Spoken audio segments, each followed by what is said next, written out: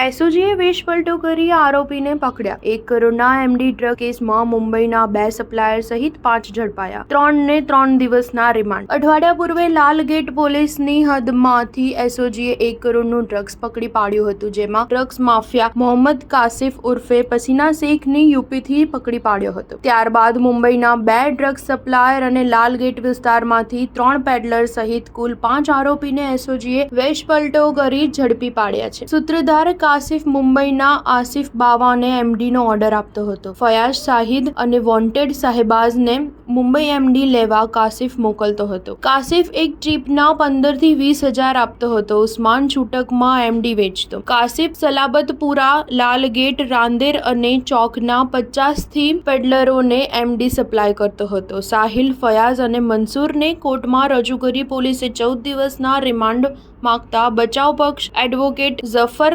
બેલાવાલાની દલીલો બાદ કોર્ટે આગામી 11 મે સુધીના રિમાન્ડ આપ્યા હતા। અન્ય 2ને ગુરુવારે કોર્ટમાં રજૂ કરાશે। 1 કિલો એમડીમાંથી 50 ગ્રામ મંસૂર મલેકને કાસિફ વેચવાનો હતો। મંસૂર ઓળખીતા ગ્રાહકોને વોટ્સએપ કોલ કરી પન્ની કહીને એમડી આપતો હતો। દર મહિને મંસૂર 150 ગ્રામ એમડી શહેરના પોશ વિસ્તારમાં વેચાણ કરતો હતો। સ્ટાર ન્યૂઝ 7 હંમેશા સચ્ચાઈની સાથે।